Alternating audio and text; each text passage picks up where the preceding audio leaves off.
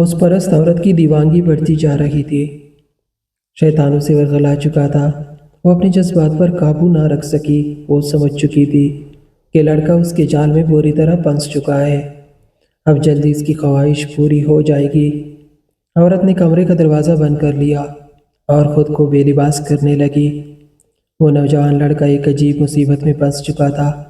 وہ ایسا کچھ نہیں کرنا چاہتا تھا، لیکن حسین عورت کو سامنے دیکھ کر وہ پگھل گیا۔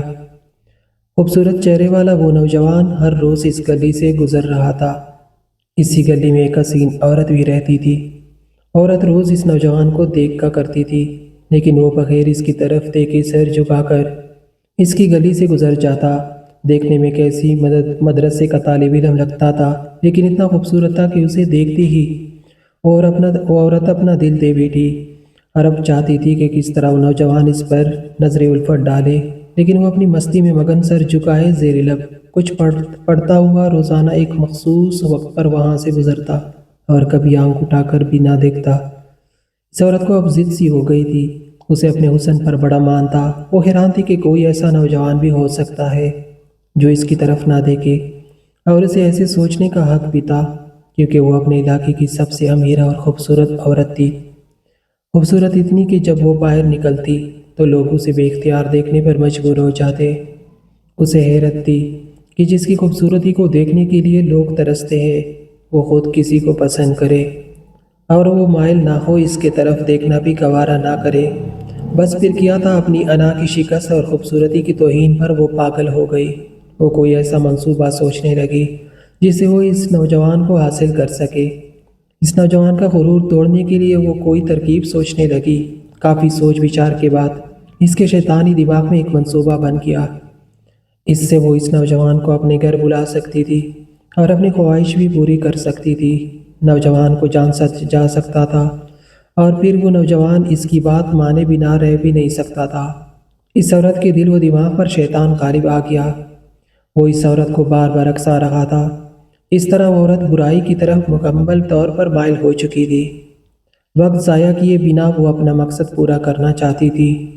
اگلے دن جب وہ نوجوان اس گلی سے گزر رہا تھا تو ایک عورت اس کے قریب آئی اور کہنے لگی، بیٹا بات سنو، تم سے ایک کام ہے۔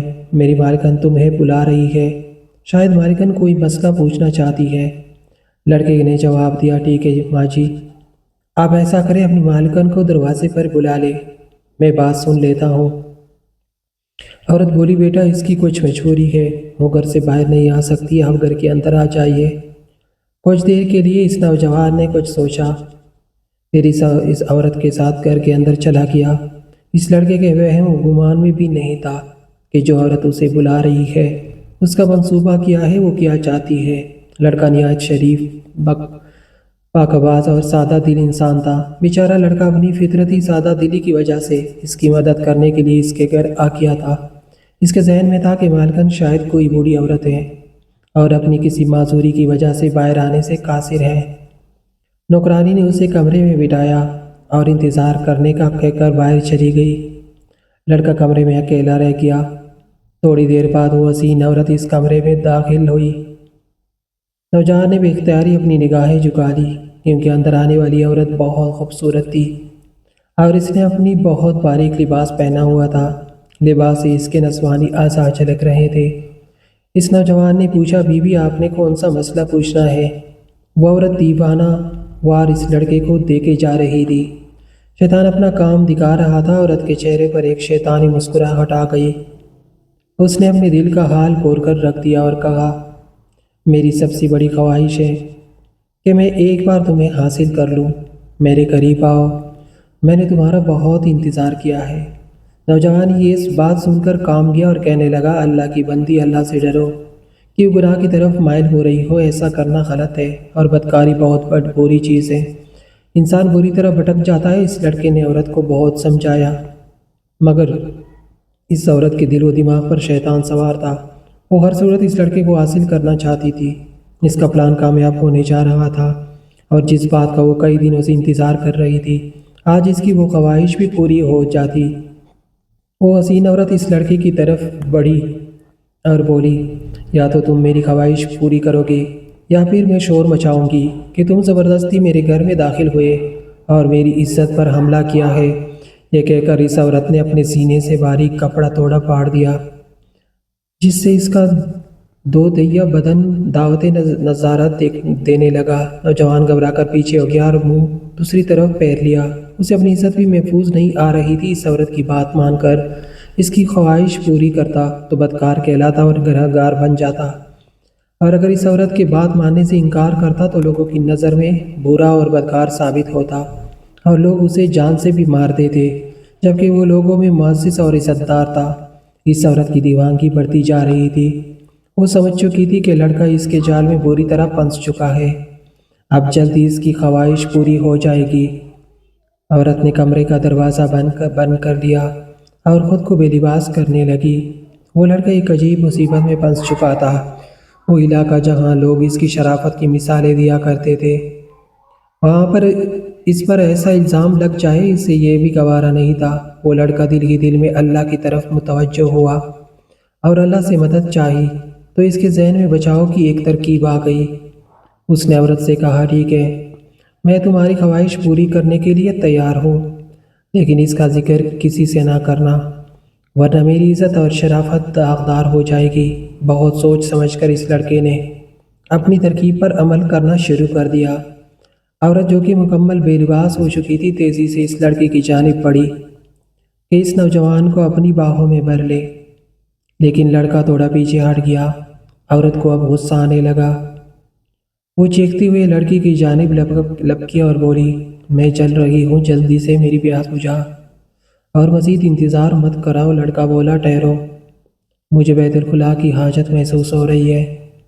عورت نے اسے بیت الخلاء جانے کی اجازت دیتے ہوئے کہا، جاؤ، اس طرف بیت الخلاء ہے۔ اس نوجوان نے اندر جا کر اپنی منصوبے کے مطابق بہت سے غلاظت اپنے جسم پر میلنا شروع کر دی۔ بدبو سے اس کا سارا بدن بھر گیا۔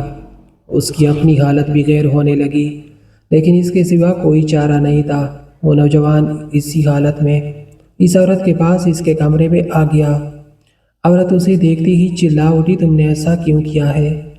مجھ جیسی نفیس طبیعت والی کے سامنے اتنی گندی حالت میں آ گئے، دفع ہو جاؤ، نکل جاؤ میرے گھر سے۔ اس عورت کا دماغ غلاظت اور بدبو سے پٹا جا رہا تھا۔